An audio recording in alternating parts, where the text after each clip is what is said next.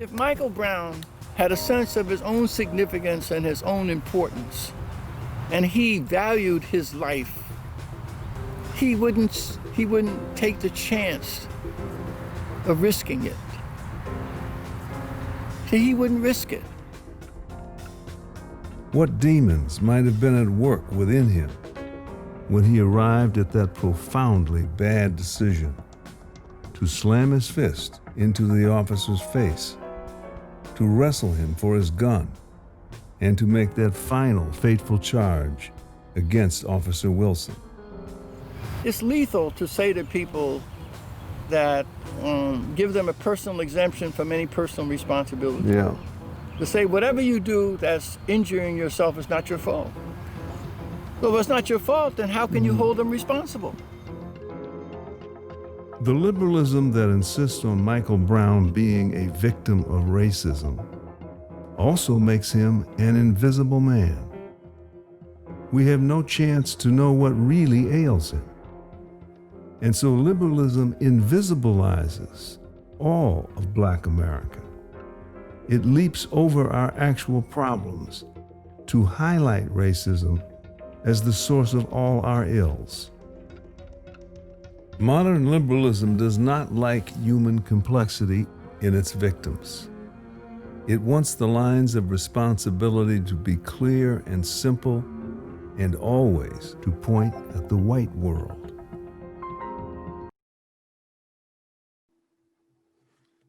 Okay.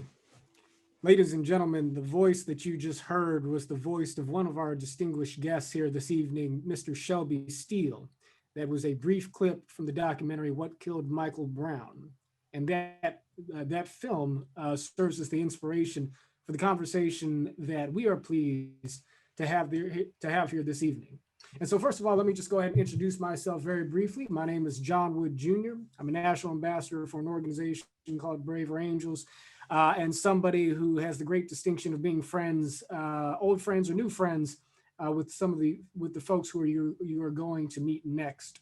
Before we go and introduce our panelists, though, I want to extend a great expression of thanks to everybody who not only is attending this event this evening, but also everyone who donated to this event, and everybody who showed their support for the organization Project H.O.O.D, which we will be hearing more about from our guests. But for folks who are interested and who want to show their support and dedicate some resources to the work of this organization, I think that we have the website that actually, Mr. Producer, I'm hoping we can circulate that in the chat. Then again, I'm not sure if people can see the chat. We'll get you the website shortly as we introduce our panelists.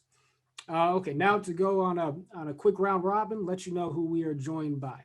I am pleased to be joined this evening by, first of all, as already mentioned, Mr. Shelby Steele. Shelby is a senior fellow at the Hoover Institution, writer and narrator of What Killed Michael Brown, filmmaker alongside son Eli Steele. Shelby, how are you doing this evening? I'm doing pretty good, pretty good. Outstanding. It's good to see you, my friend. Excellent. We are also joined by Bob Woodson. Robert Woodson Sr. is an American civil rights activist, president of the Woodson Center, and founder of 1776 Unites. Bob, how are you doing today? I'm good. Pleased to be here. Outstanding. We are joined by Pastor Corey Brooks. He's the pastor at New Beginnings Church on Chicago's South Side, the CEO of Project H.O.O.D, featured prominently in the documentary What Killed Michael Brown. Pastor Brooks, I'm sorry, go ahead and give folks the email address for Project H.O.O.D, because I should have had it memorized going into it, and it was something that I didn't realize I didn't have it on the top of my head until I needed it. So go ahead and let folks know where they can find that. No problem. It's real easy. Thank you. It's projecthood.org. Projecthood.org. Absolutely. Projecthood.org. And it's good to be here with you today, Pastor. We're also joined by Varney Voker. Varney Voker is an ex-leader of the Black Disciples Gang. Upon release from federal prison, he made the remarkable transition to becoming a businessman who mentors youth in his community through Project H.O.O.D, and a person with just a remarkable story of triumph and transformation a story that you will also observe in watching the film, What Killed Michael Brown. Varney Voker, how you doing today, my friend? I'm blessed. I have no complaints, man. As long as I wake up, that's it. There you go. I understand the feeling. I understand the feeling. Okay, good. Well, I'm glad that we are all together here today. We are going to have a deep and meaningful conversation, I expect. The conversation that we're going to have today, inspired by the film, but it deals with the theme that whether you have seen the documentary or not, ought to be of concern to all of us as Americans, African Americans, white Americans, whatever your label may be. That is the theme, that is the idea of victimization, or what some might call victimhood culture, as an animating philosophical construct, you might say, as sort of the animating factor by which we understand all reality in terms of our history in this country, right up to the present day. The idea that our status, particularly as African Americans, as victims, defines our reality in the United States of America, and that for people who aren't African Americans, the status of Black folks as victims being something that should define the way we interact together across the color line. This is an idea that has done a lot to shape our politics. It's done a lot to shape or perhaps limit what we believe is possible in America. But I don't want to say too much about that because we have experts on the panel who can wade into this question more deeply. And so, Shelby, I want to start with you on this question. The idea of victim culture as a problem is a consistent theme in What Killed Michael Brown. But how do you define this idea? And what is the problem with victim culture? Isn't it true that there are victims in American society after all? There certainly are. From our point of view in the film and my work generally, victimization, the victimization of Black Americans, the long legacy of suffering that Black Americans have gone through in the last 400 years in America. This is the hammer we have over the white America's head. We were victimized by America. We were hurt, we were kept down, we were oppressed, and so forth. In the 60s, America finally faced up to this, and I call it there was a great confession where America acknowledged that it had done us wrong, it had victimized us. So now, victimization became the greatest source of power that Black America has ever known, has ever wielded, has ever had, because by its own admission, America injured us.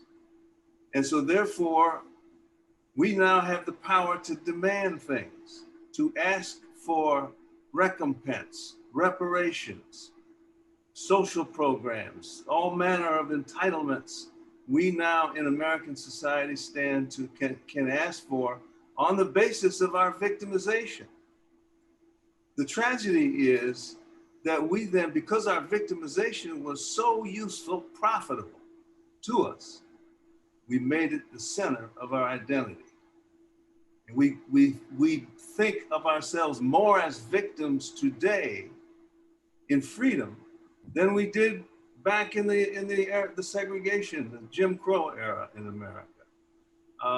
And we teach our children that they, as Blacks, are in a sense victims. And victimization, if you want to make many Blacks angry, tell them that they're not a victim. That victimization is not our problem. That white America has changed and we're not so victimized anymore. You will get a very angry response because again, our biggest problem, I would say, is that we remain convinced that our persecution, our victimization as Black Americans is our greatest source of power in the modern world. And that keeps us back because victims, of course, are not in charge of their own fate.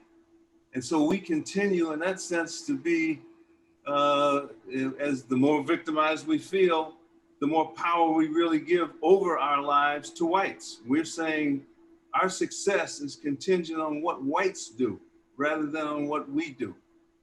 And so this whole victim-focused identity, as I call it, is, I think, our greatest problem, and what we have to find ways to surmount. One of the reasons we were interested in Project H.O.O.D is because that seemed to be a subtext, this idea that victimization itself, as an identity, can be a problem. Bob, Shelby is making a profound point that I think many people would be inclined to take some issue with. I mean, after all, aren't we in a situation where racism is definitive of not just sins of the past, but, you know, things that we deal with as African Americans in the current moment? Isn't victim culture just sort of a natural response to the barriers that we face? Or is Shelby right that there's some deep-seated thing that's gone wrong here that's keeping us from pulling out the best in ourselves and realizing our potential? No, Shelby is absolutely right. I thank God that I was born during the time that I was in the late 30s, in the Depression. I was born in segregation, but also and a veteran of the Civil Rights Movement.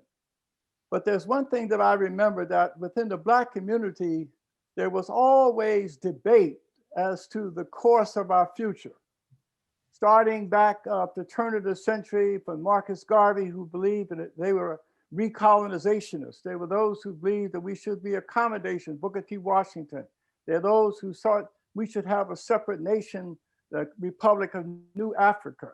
There was always pushes and pulls in the Black community, but all of these debates centered around self-determination. What should we be doing for ourselves, with one another, in order to achieve freedom? We never at that time defined ourselves as a victim. We said that we have to meet the challenges. But today, that has all changed. There is no debate in the Black community anymore about the course of our future. We have surrendered that and turned that over to white people, and saying that the most militant, I call them militant beggars, people who are middle class elites, who engage in what I call a bait and switch game, where they use the conditions of poor Blacks as the bait, and when the resources arrive, it helps the upper income Blacks. And so I think that's why I left the Civil Rights Movement, that there is no single Black community. There is a bait and switch game that started 50 years ago. It continues today. When Shelby talks about power, that power isn't shared by low income Blacks. It's upper income Blacks doing it in the name of all Blacks, but the benefits come to only a few. Mm.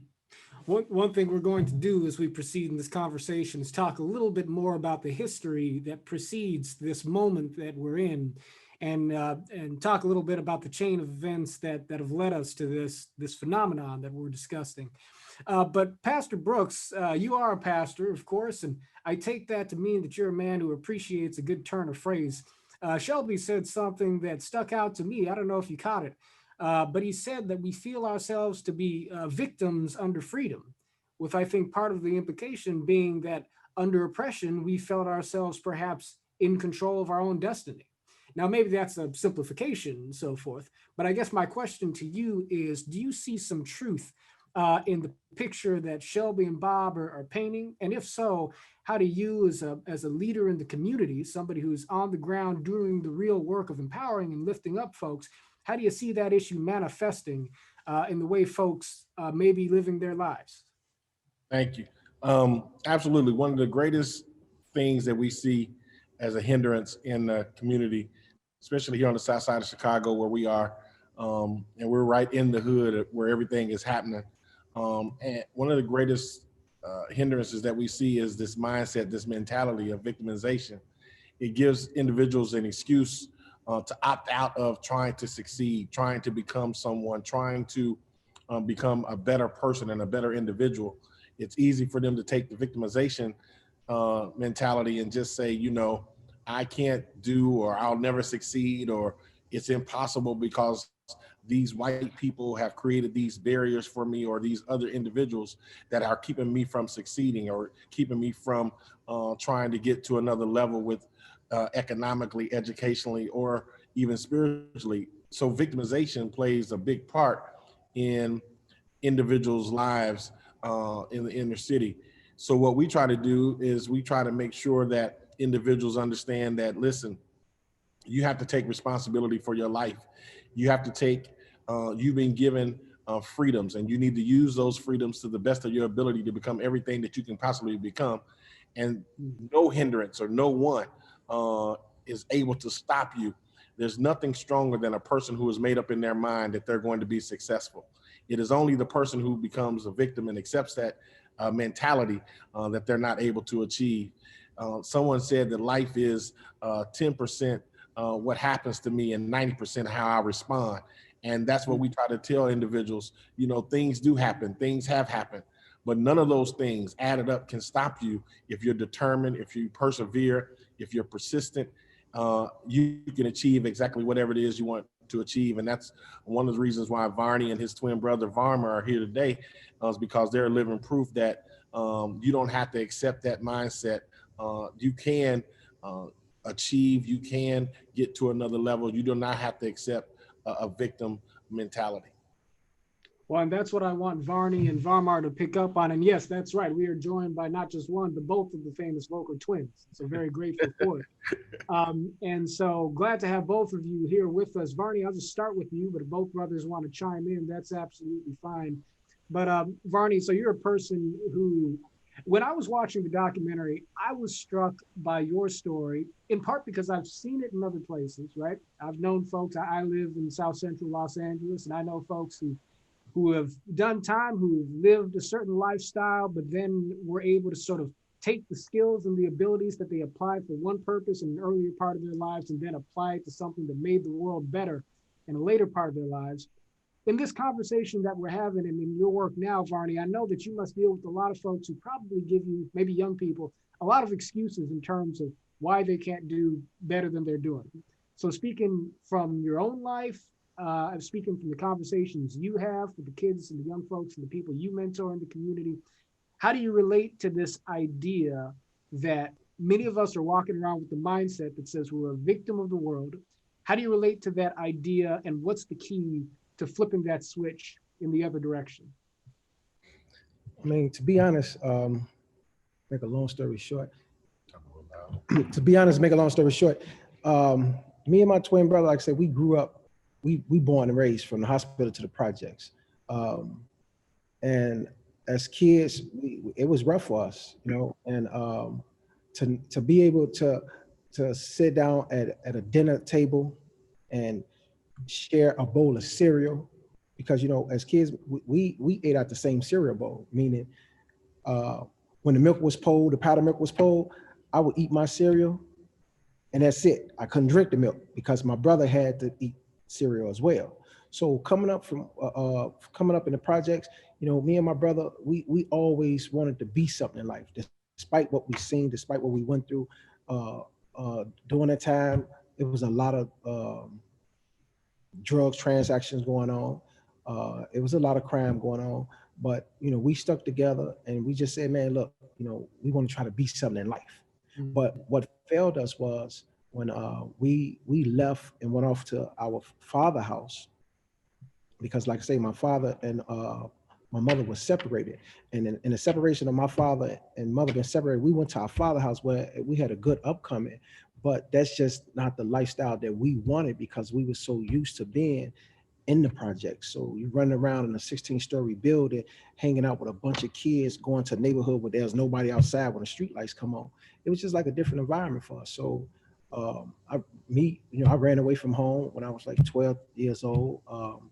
And it took a turn for the worse, to be honest, because that's when my life turned and I entered a street life of crime. I entered a street life of selling drugs. And right now, in this day and age, like these kids out here, they don't have two parents at home no more because either the father is either dead or in jail.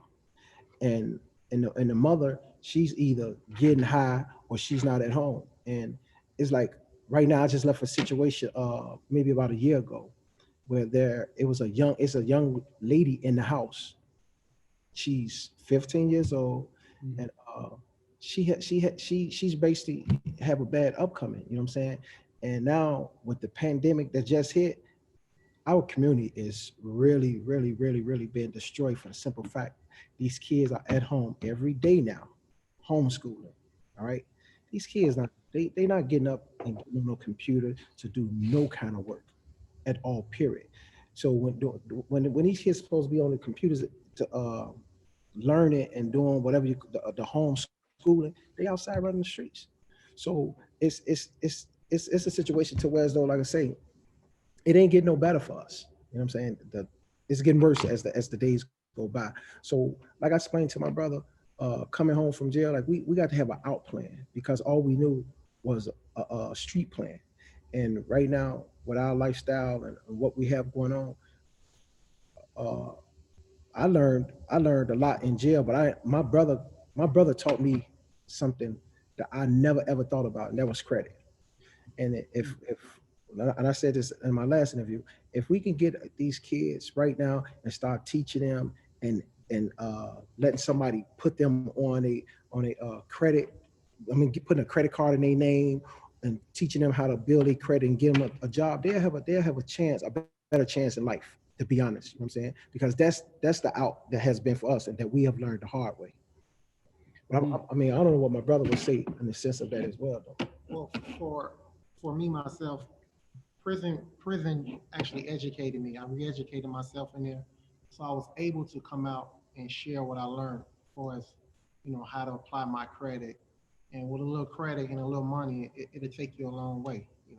That's something that we don't have in the communities right now, because a lot of people thinking it's a platform that they seeing what's going on TV or social media. That's the way of living. We chose that life, but we also had a positive life, which a lot of people probably never knew.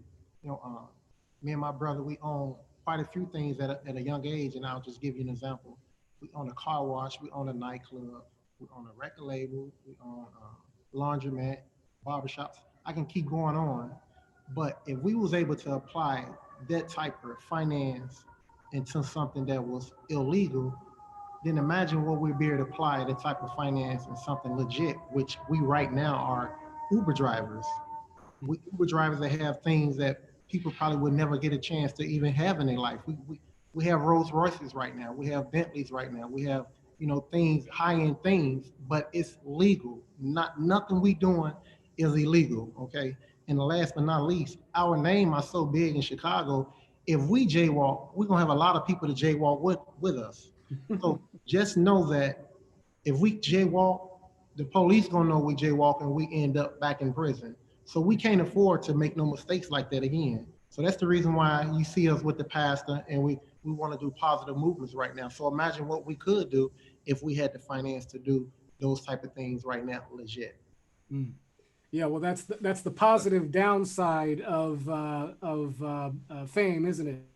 You can't get away with too much if everybody sees if you're too visible. So that's not a bad thing, I reckon. May I offer? Yeah, Bob. Yeah, I think what you just heard is exactly where we need to be spending our time and our resources. Yes, sir. That you get more of what you reward and less of what you punish. These are the real stories. You are acting just like Blacks did in 1929 in Chicago, in the Bronzeville section.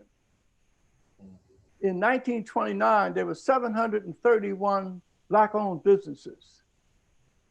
At a time of redlining, Blacks had $100 million in real estate assets in Chicago, because you all are acting in the tradition of those people who lived back then. Because you had the right attitude. They were able to accomplish that, all that ownership, at a time of segregation when racism was in law. And you all have done the same thing that your ancestors have done. And so you're the kind of people we need to go all over the country and look for people like you and bring you together and write stories and write videos about you. You are the heroes of the day. Thank you. We appreciate that. Yes, sir. Bob, you make a point that I think segues pretty well into the question that I'm about to pose to the point that I'm about to pose to Shelby here. Because Shelby, we have heard from the Voker twins sort of a story of, well, one thing that I noticed about their story, Shelby, is that, you know, they have a transformation in terms of the lifestyle that they're living, you know, living outside of sort of the boundary lines of the law, but then turning it around and being a constructive part of their communities, uplifting folks. But the common thread throughout Varney and throughout both of their stories is that they always had this initiative. They always had this sense of enterprise that spurred their ability, that spurred their accomplishments.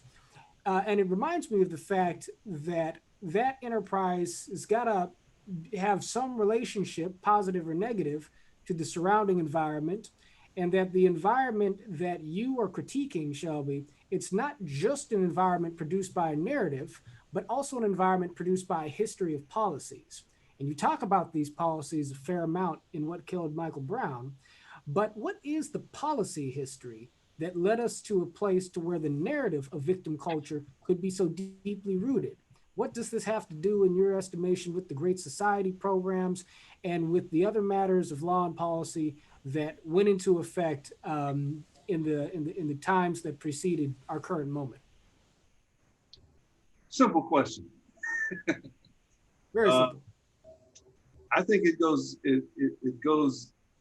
back to what I call that great confession that America made in the 60s, that yes, we did this. And that after that, the way out of that created a symbiosis, a symbiotic connection between Black America and white America, where whites began, President Johnson, the Great Society, affirmative action, school busing, public housing. The government said, we're going to give you, and we're going to engineer you into equality with everybody else. We're going to do that for you. And being completely invisible to Black people as human beings. And the symbiosis that Blacks said, oh my goodness, yes, you're right, we were victimized, and it makes perfect sense for you to now build us up. That's justice. We define justice as something whites can give us to build us up. And we demand that justice. And so they come up with all these programs. Whites, on the other hand, if they give us these programs, they can then claim innocence of racism. We were racist, but now we're not. And that gives whites moral legitimacy. Moral legitimacy is power. So you have people today saying, when we get the COVID vaccine, we're going to put Blacks at the front of the line. Well, why are you going to do that? Because I'll get credit for being innocent of racism, and I will have power, and I will have legitimacy over Blacks, whites, and everybody. So there's power here. We got caught up and used in America's drive to restore the power it lost by confessing to its evil, slavery, Jim Crow segregation, and so forth. It needed a dispensation. But if you want to get a dispensation from racism, you got to find some Blacks that you can spoil, that you can give things to, who can be your object. And so you take the same Blacks that last week you oppressed, and this week you take away their possession over their own lives. And you steal their thunder. And you then run and become the president of the United States. You on the basis of that power. So Black people are very valuable to white Americans. And that sort of symbiotic connection where we have a kind of mutual agreement. We'll give you innocence, you give us another social program. Problem is, of course, that we gave away our soul. We lost our soul, our pride, our dignity, our self-esteem, our humanity itself. That's what we've lost. There was no black underclass when Bob and I were growing up. No. There were poor people, but there was no massive class of disjointed, dislocated human beings wandering around society, looking for God knows what, with no family structure behind them, no nothing behind them. We wonder why they kill each other at such a high rate. Human despair, meaninglessness, nihilism.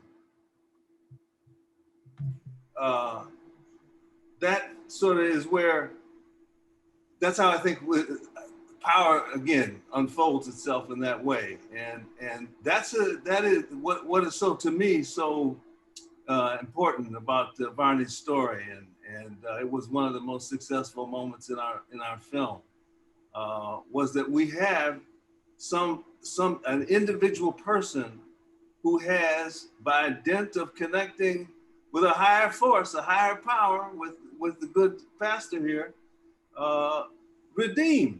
found redemption, found a positive path, makes the point that this whole symbiotic structure that we're in it's simple to overcome it. It's not higher math. You join society, you join the traditional values. We have to bring marriage back. We have to bring family back. We have to bring parenthood back. We have to bring, I'm here only because of my father. If it weren't for him, I would not be here. And I think that's the case for most human beings. Well, if we can get this racial politics out of the way, stop looking at ourselves constantly in terms of whether or not how it affects white people, then I think we can make some broad progress across the board and begin to really recover again. But we went through, we thought segregation and slavery was a bad time. The last 60 years of liberal redemption and so forth has been maybe even more oppressive, left us more shattered as a people than we were even under slavery and segregation. But it's people like this who certainly, I think, give us our hope at this point. But Bob, surely some of what Shelby is saying is counterintuitive to some folks, right? I mean, after all, you had a society where oppression and racism was a de jure matter, where poverty was a real thing.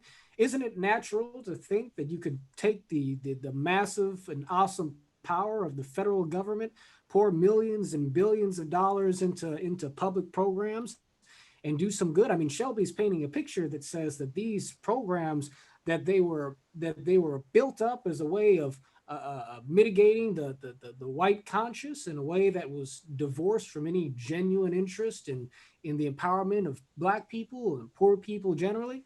Wasn't the Great Society a great victory for Black folks, or did that really and truly disempower the culture of, dislodge the culture of individual and community empowerment that you talked about, Bob, going back through previous history? Was it really that bad? The reality is government doesn't make millionaires out of poor people. It's true.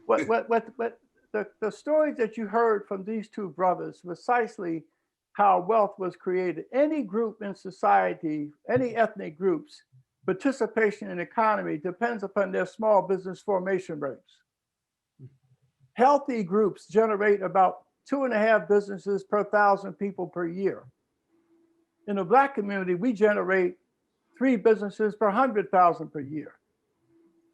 It seems to me that the real heroes are these two brothers who told you their stories of economic uplift. But why don't we know their names instead of the names of George Floyd and Michael Brown? That tells you everything you want to know. That we ought to be celebrating a future. We ought to be celebrating success, not lamenting, making heroes out of people who are engaging in unlawful activity. In other words, you get more of what you reward and less of what you punish. We keep rewarding people who are not producing. Everybody in the Black America needs to know the names of these two brothers. They also should know the name of another man from Chicago. I just want to share this from history. His name was Elijah McCoy. He was born of fugitive slave parents and became educated in Canada, came back in 1848 as a trained engineer, got a job on the Chicago Railroad. But because he was Black, he was given the worst job and the most dangerous job, and that is putting oil on the wheels. He took that position and invented the machine that automatically lubricated the wheels. He had 51 inventions. And so when people tried to copy his invention and sell it to the railroad people said, no, we want the real McCoy. So that's where that expression came from. It's known all over the world. A Black man who was given the worst and most dangerous job despite his education, and they did what these brothers did. And that is take what God has given you and create wealth so that you then can employ. That's real power. But we don't talk about heroes like them, but we should, and we've got to change that narrative and stop celebrating our victimization and begin to celebrate again our accomplishments and our achievers against the odds. I want to cut in real quick and say something. I don't mean to cut. Go ahead, Brother Voker. Well, let me tell y'all something. A quick story. This pandemic or whatever it's called, the coronavirus. I mean, I don't know what it is, but I know we live in a crisis right now, and it's a very serious crisis. But to me, it was designed to control us and lock us in and tell us when we're able to do whatever we want. I mean, when we can come outside and do this under the Government Act. Let me tell you something. I'm saying that to say this. In the process of that pandemic, me and my twin brother, we refused to sit in the house. Like, we're gonna sit in the house and do what? We came outside every single day of the pandemic, all right? When people was terrified, he had on a mask, I had on a mask, we had on gloves. We came outside every single day, 7 days a week, anywhere from 10 to 15 hours a day doing food deliveries, right? And I'm telling you this, I can go on my phone and pick it up and put it in this camera and show you this. I made $50,000. $50,000 in about 5 months, 5.5 months. Not $50,000 where they take out taxes, $50,000 straight to my account because we was determined. We was making $2,000 a week, $2,500 a week. Me and my brother, we outside every day. We calling each other, we on the phone. Where you at? How you doing? Where you at? How you doing? Because at the end of the day, we refuse to sit down and lay down for anybody. You know what I'm saying? And not to be able to be a provider. You see what I'm saying? So I'm saying that to say this, a lot of people ran from it because I understand we didn't know what was going on. There's a lot of lives being lost. But I'm saying that to say this, you have to apply yourself if you want to get somewhere in life. You have to apply yourself. You know what I'm saying? Because if you sit down and wait for a government check every month, you're going to be in trouble, a whole lot of trouble. Yes, sir. And I want to acknowledge that we have questions popping up in the Q&A box, and we're going to start getting to folks' questions in just a little bit here. I think that the flyer went out, said that this event was going to be going till, I think, 8 o'clock Central, but I understand that we're a little bit flexible on time, so we may go a few minutes past to get a couple more questions in. But before we do that, Pastor Brooks, I want to turn it back to you, because I think that one thing that we all have in common is that we want to be solutions-oriented and future-oriented, right? Because you can't change the past. But if Shelby is right, that you cannot engineer, if you cannot engineer success from the top down, right? And if Bob is right that the government can't just make you a millionaire, then what are the community strategies? What are the strategies that we can employ, individuals, families, and communities, to uplift ourselves and our people? And is there something that you can share from the work of Project H.O.O.D that shines a light on what those solutions look like? Well, we believe that opportunities is all about opportunities. You have individuals who come from very tough backgrounds, tough communities, broken homes.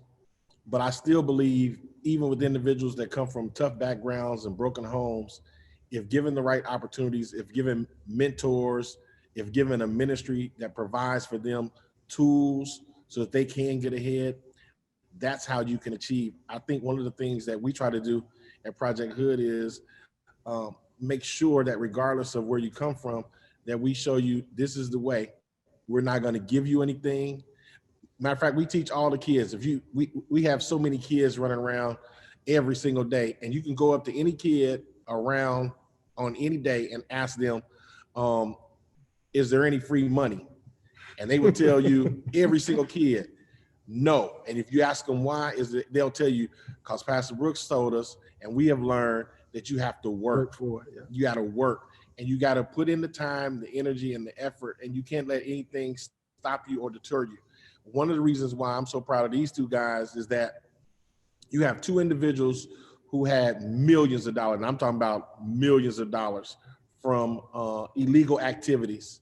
They went to jail, got out of jail, and they could have easily gone back, took the victim mentality, went back to selling drugs. But they said, listen, let's take those principles that we learned illegally and do something positive, do something productive. And the fact that they had a place that they could come to, Project Hood, to help promote that made it even better. And I think what has to happen is that we have to have organizations in our community that are targeted toward the grassroots individuals so that they don't have to depend on handouts and government. They need organizations that will say, this is the way to do it, step by step. Not only is this the way to do it, but here are some mentors that have done it themselves. And these two guys, the reason why I brag on them all the time is because they work hard. You know, somebody say, you know, when they say we drive Uber, they like, man, what Uber? But they don't realize that from Uber, these guys started delivering meals, Uber Eats. Then they did Uber. Then from one car, they got some luxury cars. Now they got a transportation business. So not only do they have the Uber business, they also have their own transportation business. And so there's a pathway out for individuals that feel like they're trapped, but they have to have organizations. They have to have places they can go to that can communicate this message in a way that they can understand it and give them some examples to go forward. And that's exactly what we try to do. Bob, I feel like we already have some of the answer to this next question from Pastor Brooks and from the Vokers, but what are the principles of empowerment? What are the principles of overcoming adversity? And could you point to the work of the Woodson Center or particular examples that are key in illustrating just what these principles look like as we think about solutions for the future? Yeah, 40 years ago, almost 40 years ago, I started the Woodson Center, and it's to do with precisely what Pastor Brooks has outlined. And that Can you explain what the Woodson Center is for folks who the may Woodson not Center be... is a national not-for-profit that I founded 39 years ago.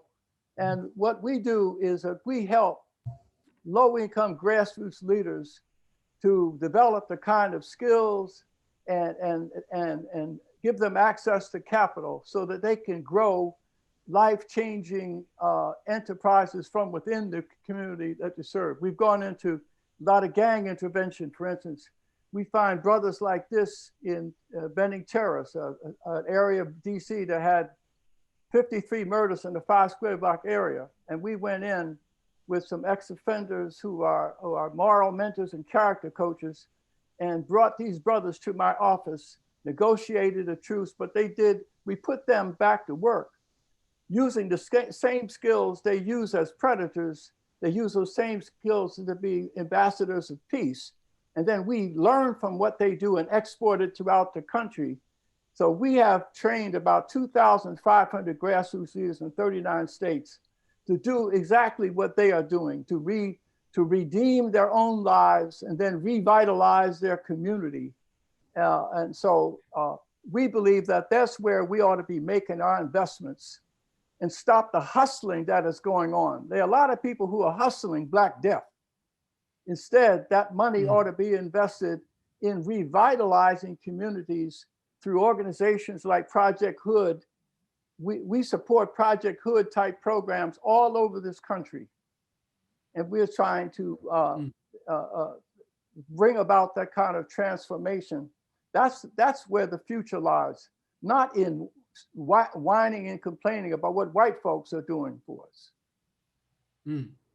Shelby, I want you to say whatever it is you might want to add to what has already been said in terms of what are the virtues and values that can lead us in a success-oriented direction. But I also want to ask you, for folks who may be watching who are, well, let me put it like this. I've worked with a lot of folks, including a lot of white folks, Democrats and Republicans, people who care about poor people, people who care about the African-American community, who want to be a part of whatever a real solution happens to be. And I know that in What Killed Michael Brown and in much of your commentary, you have pointed to white guilt as being the companion with the culture of victimization in this downward spiral that you're helping folks see an alternative to. But if, quote, white guilt is not a constructive attitude to take to being truly an ally, so to speak, of poor people and African-American folks and so forth, what can folks do, white folks and anybody, whether you're a philanthropist or you're in politics or you're a journalist or just ordinary citizen just walking the street, what can folks do to be a constructive part of empowering their fellow citizen, empowering folks who may be in a condition of poverty? It's very simple. It's not easy, but what they can do is ask something, ask a lot from the people they're trying to help. One of the things that is fascinating to me is that about white guilt is that it's so blind to the people it claims to be helping. We try to show some examples of that in the film, the public housing especially. But you don't see them as human beings. If a white person had a son who was just sort of drifting on government funds and so forth, languishing in life, they would know exactly. They would tell us. They would have a sit down with that. So they would exercise they would try to correct that behavior. Obviously, liberalism doesn't do that. Liberalism doesn't see black. It's blind. White guilt is blind to black people. It is concerned, as we say in the film, white guilt is always self-referential.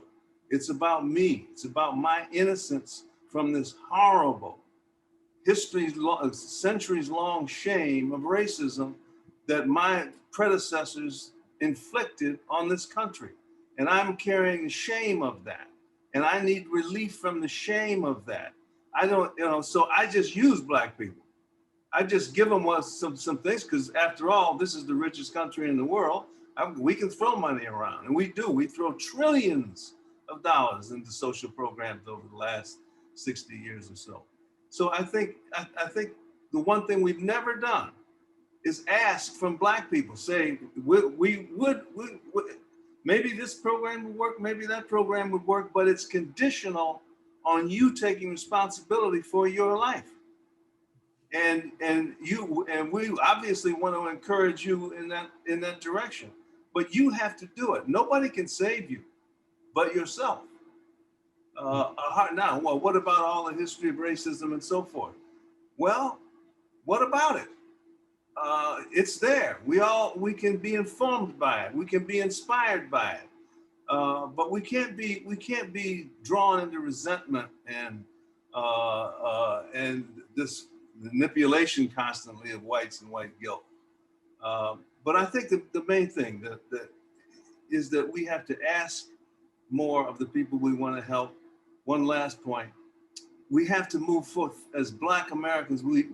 One thing we've suffered from in the last 60 years is the denigration of the idea of the individual.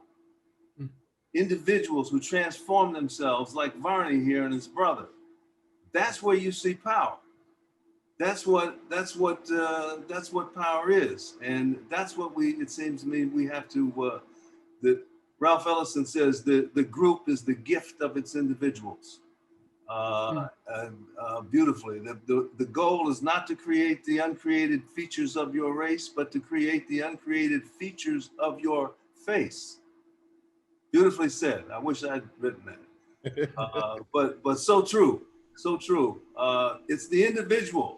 These people that we're looking at now, they're the ones who are going to be inspired in their own lives, and then we all benefit from it.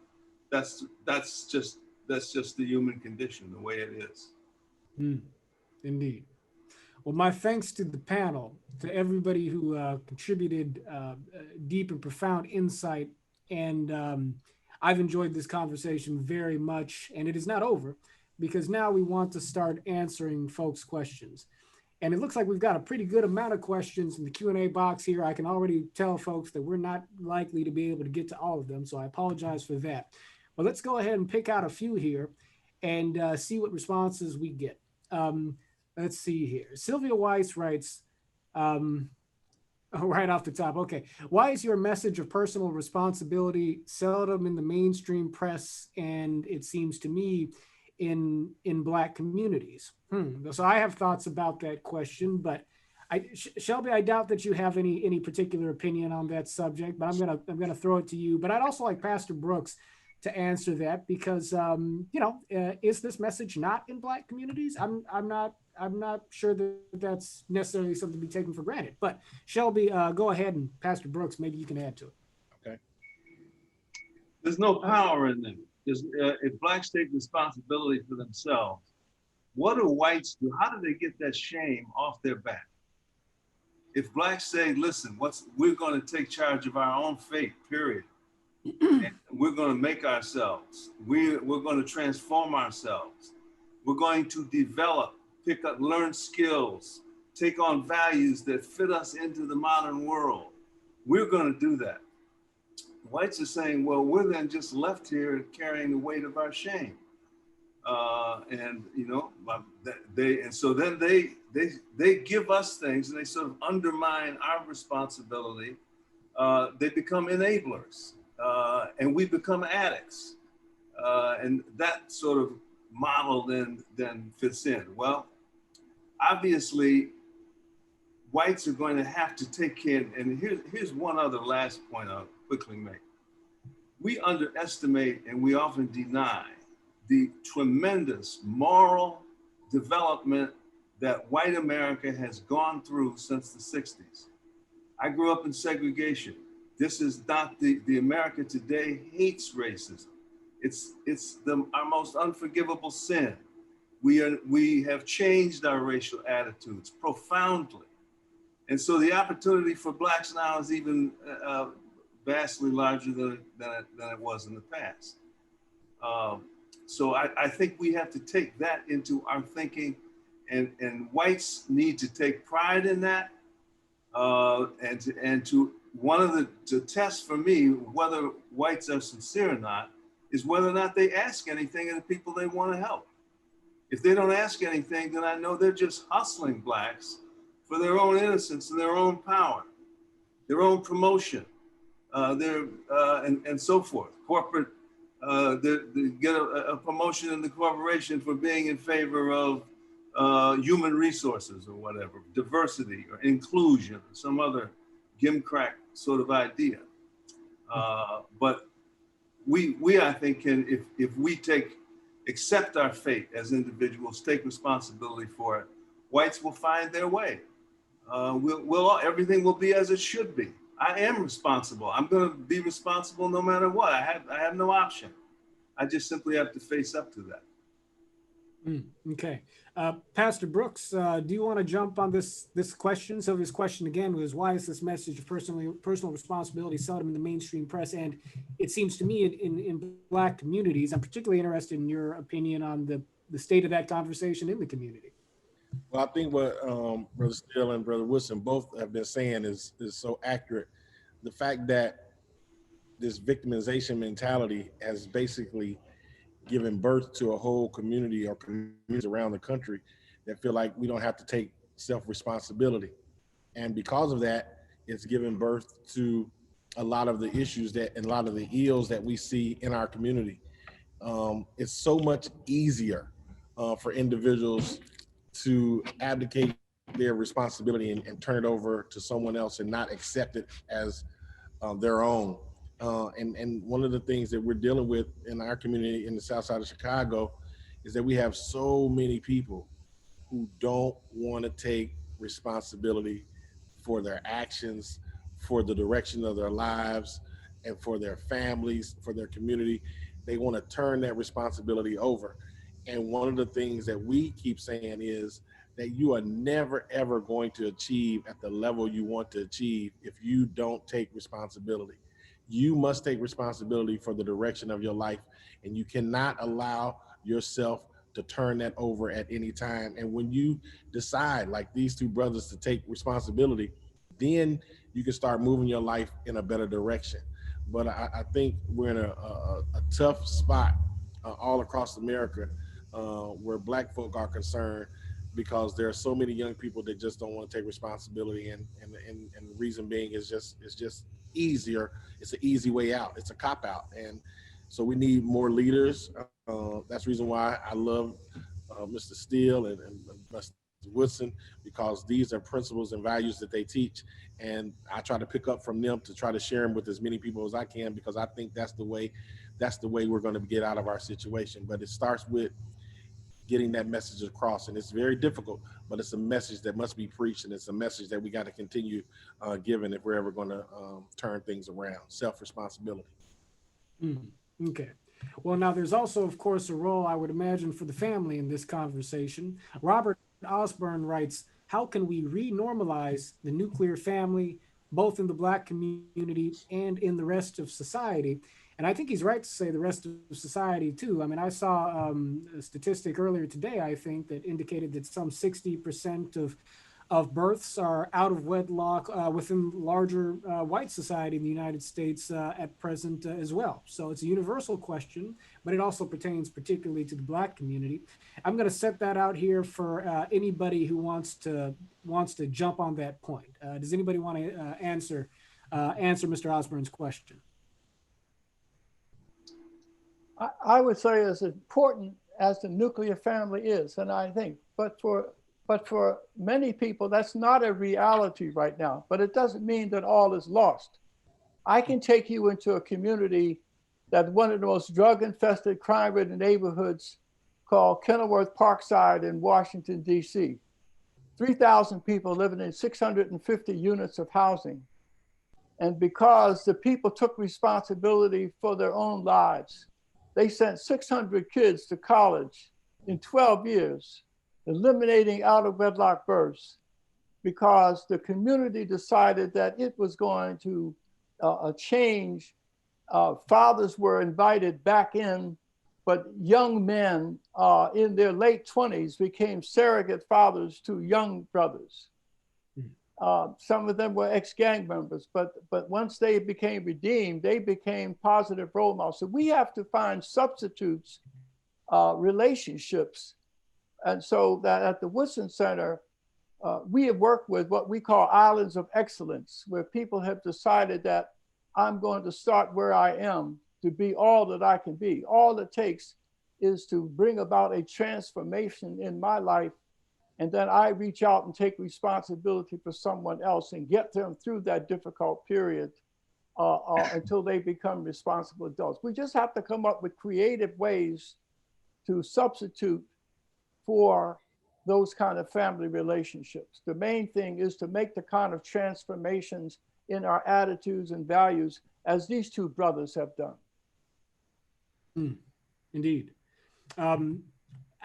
Alan Davidson gives us a simple question here. He asks, is education fundamental? How do we improve education? So that's a pretty broad question, but I imagine it's something that's on plenty of folks' minds as part of what we should be talking about. Shelby, do you have a response to that particular point? We should make it more rigorous. More rigorous. more rigorous. We should ask more. We should, I'd say, lovingly ask more. But I taught in inner cities for some years in my early career, and what shocked me, what I learned there was that you can ask much more than you think you can. The idea is, well, you're dealing with an inner city community, and they've got all these social liabilities and problems, and so you have to understand that they're not going to be able to do as much math in the second grade as say the white kid in the second grade. No. If you go the other way, and then you cheerlead them, you say, Johnny, that's beautiful. You did, 5 long division problems rather than 1 or 2. And you celebrate Johnny for that. You focus on the excellence. You cheerlead, but you're asking for something from them. And we all know when we've been asked for something, we've actually met the expectation. How fulfilling, nothing is as good as that, as fulfilling as that. So again, there's nothing complex or esoteric about any of this. It's the just common good sense traditional values. Ask for higher and better performance. And even in the worst inner city school, you can do it. You got from teachers, we have to ask more. You can't just go in and hang out all day. You've got to actually work with these kids. Get them trained in these basic skills so that they stay at grade level all the way up. California, all Black 12th graders, Blacks graduating in the 12th grade at 8th grade reading levels. There's no excuse for that on the part of the students or the schools. Somebody we've the sort of politics of race have distracted us into all sorts of other esoteric debates, but we don't teach reading, and we don't teach long division, and we don't teach factually based history. Simple things that we have to have the courage to do again. Well, Shelby, let me follow up on that with another question here, because Randy Liaz is making something of an opposite point here, and I want to put it to you. He writes, is it possible that shifting the narrative toward exceptional individuals as examples of how groups can achieve remarkable things can serve to distract from the societal issues that create a situation where there are many fewer of these individuals in the Black community? Is it possible that we can focus on individual merit and and bootstrap up self-empowerment at the detriment of acknowledging systematic or policy problems that might exist in wider society that we should deal with? I'm not worried about that if we're really teaching basic skills, reading, writing, and arithmetic, and as many charter schools do today. I don't want to get us sidetracked in the issue of charter schools, but they often do a very good job of just that, of taking kids from the depths of the inner city, asking something of them, requiring behavior from them, things that we used to take for granted back in the old days, and finding a great deal of success. And they've proved that it can be done. They make the point that this kind of thing can, if you don't ask something of me, it tells me you don't respect me. It tells me you don't believe I can do it. If you ask something of me seriously, with showing respect, then it's a chance for me to believe in myself that I can do it, that I will do it. But there has to be an ask. Otherwise, in that ask is the future. May I just comment on that? I think it's important. It's important to look to the past for examples of how we achieved against the odd, and look at examples in the present. In the past, In 1943, there were no black naval officers. Eleanor Roosevelt made it possible for the Navy to train 16 black college educated men to be naval officers. But the Navy said, we're going to give these black candidates in 8 weeks what we give whites 16 weeks. When these brothers found out what the game was, they covered their barracks windows with blankets and stayed up and studied all night. When they tested them at the end of 8 weeks, they scored in the 90th percentile. So then they separated them, said they were cheating. They retested them, they scored in the 93rd percentile. And so finally they had to admit 13 of them and they became naval officers. Those high test scores, that record, is still in existence today. And so that was the attitude that I had. Pineywood School, 110-year-old black boarding school in Pineywood, Mississippi, maintains the same standards and preaches the same attitude as the Golden 13. And they take kids from some of the most deprived backgrounds and 8th grade, and they stay there to 12th grade. 96% of these kids go on to some of the finest colleges in the country. So what we should do is look among ourselves for models of moral and spiritual and educational excellence. And ask yourself, if they are able to do that today, then why can't all of us do the same thing? The power to do it is within us, not in what white folks say we will permit or does not permit us to do. We have a really quickly, the University of California, UCLA, and the whole California university system just eliminated the SAT and ACT tests because they keep having racial disparities in the outcome. So typical. Rather than say we have to bring blacks up to the standard, what liberalism now will throw the standard out. You don't have to, if you're black, you don't have to take an SAT test. You don't have to take an ACT test. We excuse, we show deference.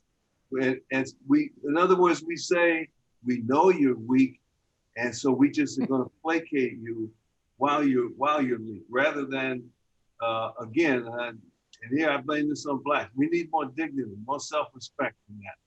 We should say, don't you dare get rid of the SAT test on my account. I'll compete. If I'm the lowest, I'll be the lowest, but I'll compete. We have to take that attitude. I was gonna say that what they just said is so true. We have a charter school, and our charter school is for 16 to 21-year-olds. And somebody may say 21. Well, the reason why we go up to that age is because our charter school is designed around 180 individuals who were all kicked out of Chicago public schools for whatever reason, whether it was violent acts or missing school or whatever. And when we take these 180 students, we don't bring the level down, we bring the expectation up. And we tell them whatever has been expected of you at other schools is far more expected for you at this school. So we're not gonna lower our standards just so that you can get a diploma, just so that you can graduate. We're gonna say, no, these are the expectations. They are high and you must meet them. And we have learned this, when you ask and when you raise the expectations, Black children can achieve.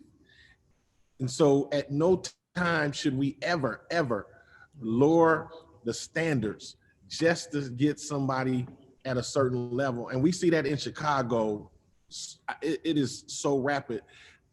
We have a pandemic school now where, since the kids are out of school, we need a place. We have a place here at our church where the students can come, and we have about 50 students, and we got mentors and teachers so that they stay on point.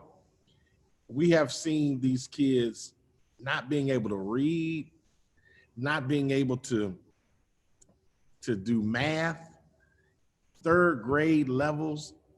And so it's imperative that we don't say, okay, little Johnny, it's okay that you don't know how to read. We're gonna pass you on to the fourth grade anyhow. No, we have to make sure that we teach Johnny that, listen, if you want to get to this next level, it's going to take some hard work. It's going to take some determination, but you can do it.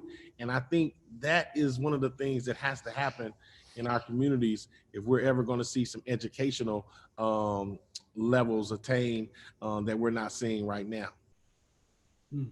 I'm going to lump a few questions together into one here because I see a bit of a theme. We've got a few questions in the box here that are asking whether or not anti-racism is a positive or negative part of this conversation, and are asking whether or not Black Lives Matter and the Black Lives Matter movement is a positive or negative part of building up this culture. I'll throw that out there for anybody who wants to respond. But I'm wondering, Mr. Voker, both Mr. Vokers, if you like, Pastor Brooks, do you guys in the work that you do on the ground find yourselves intersecting with Black Lives Matter? Is there ever positive collaboration, or is this kind of a divergent? Are these rivers running in different directions? You don't have to take that if you don't want, but I'm just trust me, they would love to take it. I'm gonna be honest with you. I ain't been disrespectful, and it's not a racial thing with me. I mean, because at the end of the day, I believe in all lives matters. That's step number one. Okay, but I mean, we have to be honest with what's really going on in life. Blacks, we behind in life, like big time, you know, and it's an ongoing thing, you know, and it's, you know, I'm gonna leave the question What do you think alone. about Black Lives Matter? Yeah, I'm gonna leave it alone. I ain't gonna. Earlier we had a discussion. I say this. You're trying to trap We had nobody. a discussion earlier No, about. I'd like to crack at it. Yeah, let me It's say. on the table. That's all. We heard the discussion earlier. Go ahead. No, I was saying we had a discussion earlier about Black Lives Matter, and one of the things that Varney said is the problem with Black Lives Matter is Black Lives Matter organization is really not about Black lives, and we see that in Chicago all the time. We have individuals getting shot and killed by other Black individuals on a consistent basis, week after week. 40 getting shot, 50 getting shot, 60 getting shot, and we have never ever seen Black Lives Matter show up to any of these type of things. But as soon as race is brought into the equation, people use Black Lives Matter to hustle, to promote their agendas that have nothing to do with the advancement of Black life. And we see that consistently. And go ahead, Brother Woodson, I'm sorry. Yeah, let me just tell you, in fact, it's even worse. I saw something that I never thought I'd ever see in life last week. A white woman with a Black Lives Matter on her t-shirt beat a Black woman, mother pushing a baby in her stroller. She was beating her on the streets. And it was not, and nobody became outraged by that. 4 white Antifa men pulled the Black woman by her hair on the ground to take American flag from her violently. There's no outrage. In other words, what white are saying in the name of Black Lives Matter, it's okay to even physically assault a mother and her child, and you all don't even know about it. And so if that is what Black Lives Matter means, it means they're giving white radicals permission to physically assault Blacks. And I have just never thought I would see that, and the so-called leadership is silent about this outrage. And so, you know, so don't talk to me about Black Lives Matter, man. I think they are hustle. Yeah. Where's all that money going? The monies that are being raised ought to be going to brothers like you to uplift our community. The hustle needs to stop. We're 17 minutes past the hour. Looks like our folks are still going strong here, but I imagine it might be about time for us to wrap up. Perhaps what we should do is give each of you gentlemen closing statement to sort of wrap things up. Mr. Steele, if you've got time, I'd like to save you for last to give sort of our keynote close, if you don't mind. But starting with Mr. Voker and Mr. Voker, You guys want to offer some thoughts? What are the big takeaways from our conversation today? What do you want to leave people with? Okay, well, for me, I'm not into racism, because if I was, I wouldn't have a job right now. And I say that by saying I can't continue to allow myself to help you become a millionaire and can't sit at the table and eat with you. That's gonna have to be a big power change for us all, if you know what I mean. Yes, sir. Varney, you got something you want to leave us with, brother? Right now, we started a company called Travel Airbnb. It's a company here in Chicago that we doing, and we looking to take this company and go into Parkway over here in the rough neighborhood, but bring out some young men and put them in these cars to let them go out and be the drivers for this company. And we just basically trying to do that to motivate these kids to understand, look, this is what we just did, guys, working a real job. You know what I'm saying? But the moral story is we just want to see our community, man, do better. And we really hoping we can get this center built here in Chicago, because without our past, I'm gonna be honest, we lost in this community. I mean, all our success goes to our past at the end of the day. You know, he pushed us hard, and he told us, look, y'all get that service. I mean, I need y'all to go ahead and put that company together, do what y'all supposed to be doing, and come back and get in here and talk to these kids again. So we back next week at here at the center, and we got to get back to trying to get our kids on track here in Chicago, because we had an all-time high in violence up here. Pastor Brooks, it's hard to imagine a stronger endorsement of your work and your role in the community. What do you want to leave folks with? What are the highlights that we ought to be taking away from our conversation here today? Well, first I want to thank Shelby Steele for even bringing attention to the work that we do and bringing attention to these guys. He may not realize it, but we salute you, and we are greatly appreciative, really appreciative. We work really hard to try to make sure that we do the best we can to try to transform this community.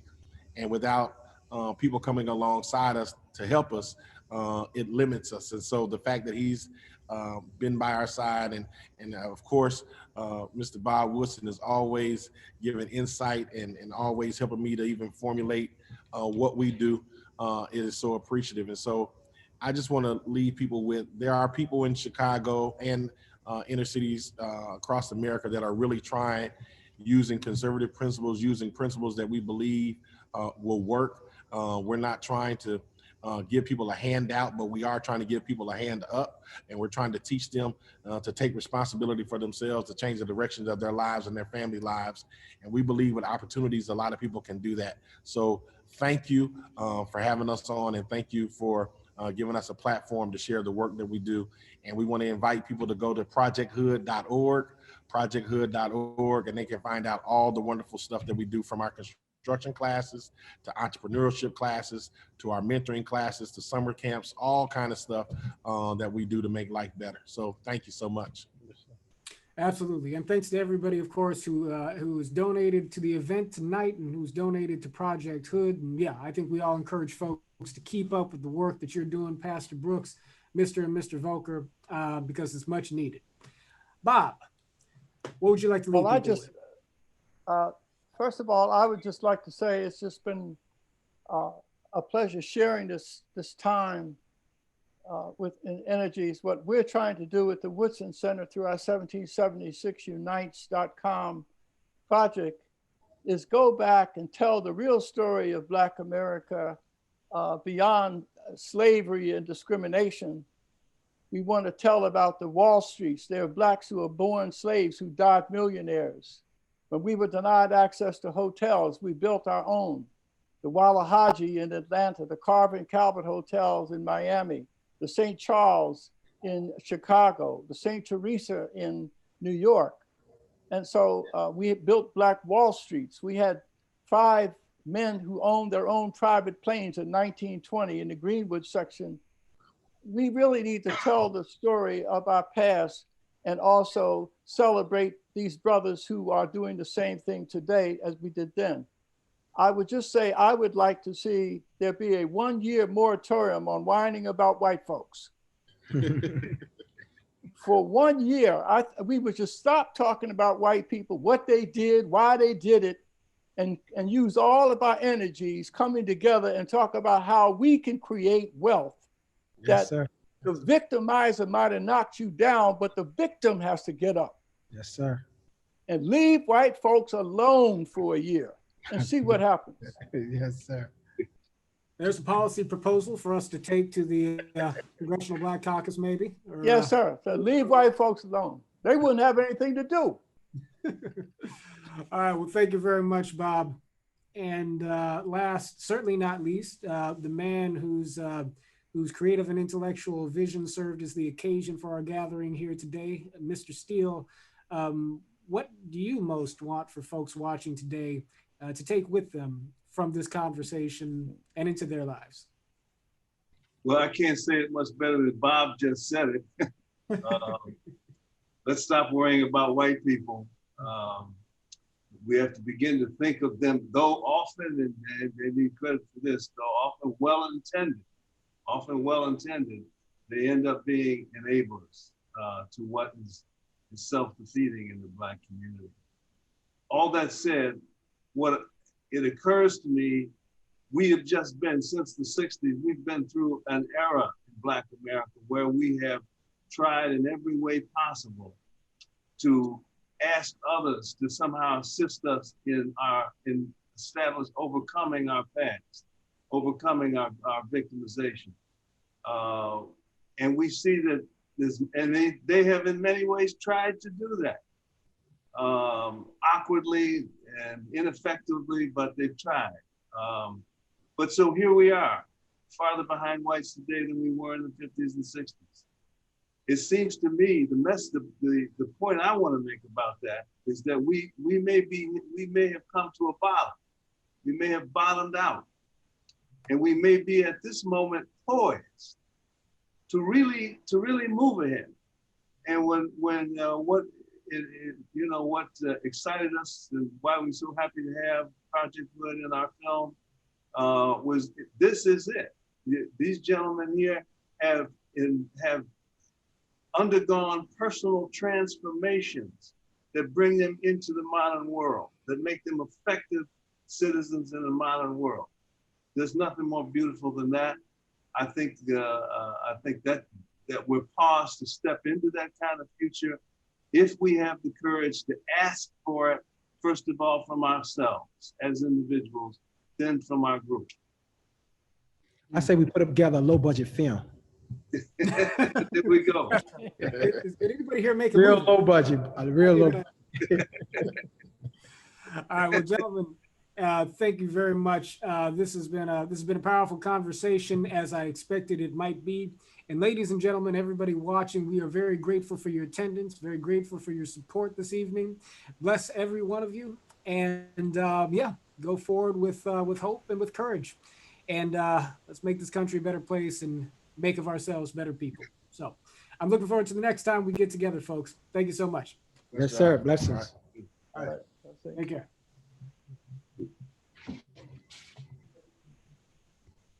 That's that dude that be on TV all the time, man.